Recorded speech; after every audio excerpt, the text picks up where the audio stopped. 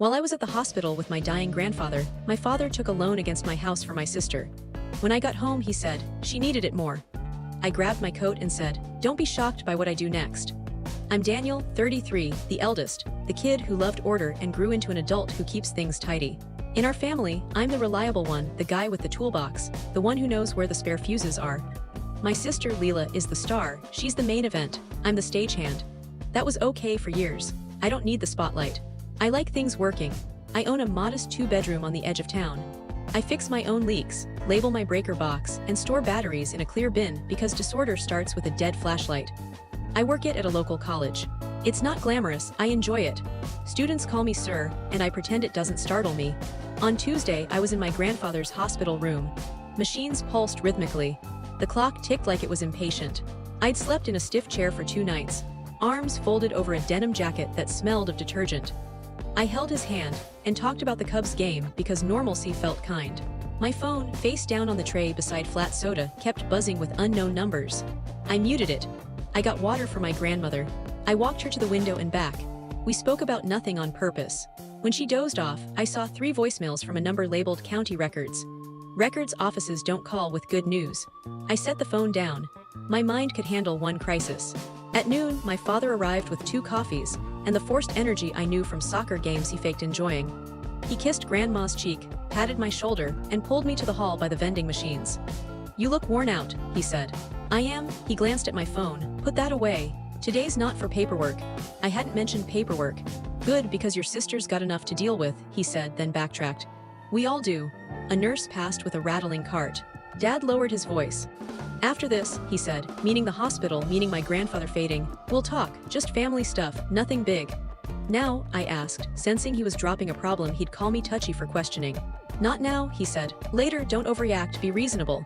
He said reasonable like quiet. Back in the room, my aunt prayed softly. Dad handed me a coffee. It was sugary, Mom's way, not mine. He stared at the machine's hum. We're lucky to have each other, he said. Eyes on the screen, not me. Your sister needs us, don't argue. I stayed silent. The spark was that phrase landing like a passed note. Be reasonable. Don't argue. I set the coffee down, held my grandfather's hand, and watched the clock. The trouble built slowly, like a drip. Leela was always the favorite. Yearbooks, cheer squads, people who knew her birthday. My job was to carry the gear and stay invisible. At 19, Leela popped a tire leaving a party. I sent cash to the tow guy. At 21, she lost her purse at a concert and called, crying. I drove an hour and paid for a hotel. At 25, she started an online soap shop. I made her a budget and logo. She sent me a lavender bar and ignored the budget. When I asked how she'd fund supplies, she said, you always fix it. Our parents helped their way. Dad runs a small construction crew. He knows every tool by sound. Mom gardens like it's a contest. They love us. They love Leela loudly. Me quietly, and asked me to be patient when quiet stung. At 25, I bought my house with Dad's help. He co-signed the deed for a better rate, saying, we'll set up a trust later. I trusted him. The trust never happened. Work, holidays, Leela's emergencies. It stayed a name on a deed. There were small slights that grew big. Mom slipped me bills just once. Dad asked me to cover payroll for a day. Leela used my online account and texted a photo of a camera lens for the shop. If I hesitated, I was stingy. If I asked questions, we're family, not a bank. 3 months ago, Leela planned a wellness center. Not a gym or spa, something with plants and soft lights. She had a vision board and a lease she loved, with a landlord needing a firm yes. She needed funds for deposit, renovations, equipment. I can't, I said. My mortgage, my roof, my creaky furnace. I offered to review her finances or find used gear. She sighed. You're so technical, Dad said, we'll handle it. Weeks later, I got alerts, a bank email, address updated. A text from Dad, send your insurance docs. A group chat where Mom wrote, proud of us. When I asked, Dad said it was routine. So when those voicemails hit at the hospital, I didn't listen. My grandfather mattered more. But Dad's be reasonable echoed with the machine's hum. Grandpa passed Wednesday morning. He left quietly, as he wanted. We signed forms, hugged stiffly, and drove home in stunned silence. I walked into my house and found 2 letters. One from my bank. One from another. I hung my coat, fed the cat, showered too hot, and sat at the table, opening the letters like they were cards. Welcome to your home equity loan. It listed a $70,000 draw to escrow. The second was a lien against my address. I stared at my name. My hands went cold. I called Dad. He answered fast like he was waiting. Calm down, he said before I spoke. It's handled. What is? The house. The loan, he said upbeat. We opened a line, smart move, low rates. Leela needed it for the lease. You lien my house, I said, while I was at the hospital. Our house, he corrected. I'm on the deed, it's for the family. Your sister needs a push. You didn't ask. He sighed like I was difficult. If I asked, you'd have made a fuss. She needed it more. That sentence hit flat. I looked at my kitchen clock, the scratched chair, the yesies I'd given, and felt more stick like a jammed lock. How much? 70 to start, he said. Then draws as she progresses. We'll cover interest from her business, it's a family effort. No, I said, calm like rebooting a computer. It's my house. Daniel, he said, soft like when I was a good kid. Don't make me the bad guy, she's got momentum, you've got stability. I looked at the cat, he blinked, my coat hung heavy. When did you sign? Yesterday. Get some rest, we'll come by later. He hung up. I checked the bank letter. A line about canceling within 3 days. I read it twice.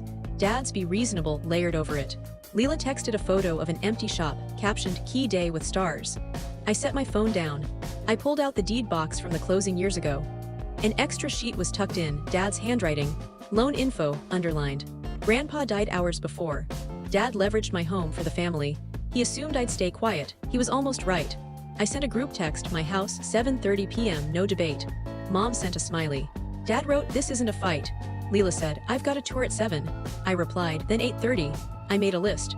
Loan letter, deed, mortgage, cancellation clause. I called the bank, asked clear questions. The rep was kind, like a steady hand. My family arrived with perfume, sawdust, and tension. Mom set a dish on the counter. We brought food, she said brightly. Sit, I said, steady. Dad scanned my house like he was measuring it. Leela fixed her scarf in my mirror. I laid the papers out and pointed to the cancellation clause. I'm stopping the loan. Silence calculated itself. Dad spoke first. Don't, you'll embarrass me. I don't care about your friends, I said. Or your timeline, or being the silent hero while you post wins online. Leela laughed sharply. You're so dramatic, it's strategy. We had to move fast. You took my home. It's our home, Dad said. I'm on the deed. I didn't agree to trade it for lights. Mom touched my arm. Your sister's building something. Don't ruin it. I'm taking my house back. Dad's jaw tightened. You're tight with money. I'm precise, I said. Leela folded her arms. Families help, you have stability, I have dreams. Dad made a theft, I said. I'm drawing a line. I held my phone. I'd called, documented, had a case number. Bank says I can cancel by tomorrow night. I'm doing it. Any draws after a fraud. Dad stood. You do that to your sister. You did this to your son, I said. He pointed like I'd left tools out. This is revenge. No, I said, it's finality. Finality, Mom echoed, confused. Closing the gap where my life spills, I said. Closing the story where I'm reasonable to exist. I slid over an agreement. No shared accounts. No assumptions. Dad could stay on the deed with a trust or sign it over. Leela couldn't use my name or address. Choose, I said. Trust with rules or no deed. The loan's gone. Leela said, I'll lose the lease. I believe you, I said. I'm not the lease. Dad grabbed the papers, barely reading. You'll regret this, he said, like a warning. Maybe, I said. But it'll be mine.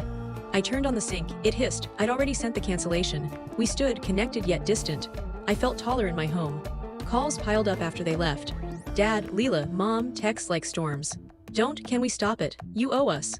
I made pasta, ate from the pot. At 10:45 p.m., I confirmed the cancellation with the bank. The rep said, you're within your rights.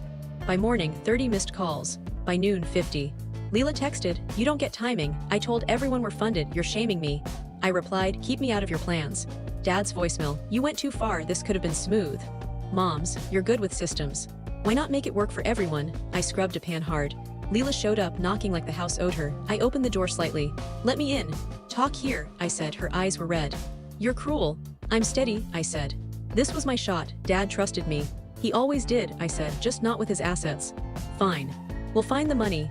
You don't need to tell me how, I said kindly. She drew a circle with her arms, like when we were kids, keeping me out. You'll regret this. Maybe, I said. In my house. She left. I shook but was sure. I filed copies, deed, loan, insurance. I changed my banking password, turned off digital statements, emailed a lawyer with clear points. I want a boundary without burning the house. Grandpa's funeral was Saturday.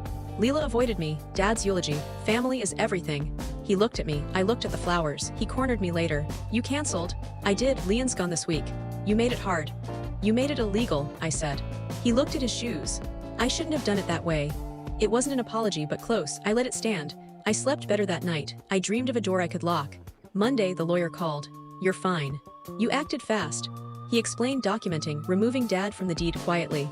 Boundaries felt right for property. I emailed Dad. 2 options, trust with terms or sign off. I bolded. You will not use my home again. He replied after 2 days. I'll sign off. I shouldn't control your house. It hurt and healed. Leela sent a photo of a plain strip mall shop. Plan B, it's ugly but affordable. Can you check the lease? Not money, just advice. I said yes. A boundary isn't exile. We reviewed the lease on a call. I made her read the traps. She sent a thumbs up.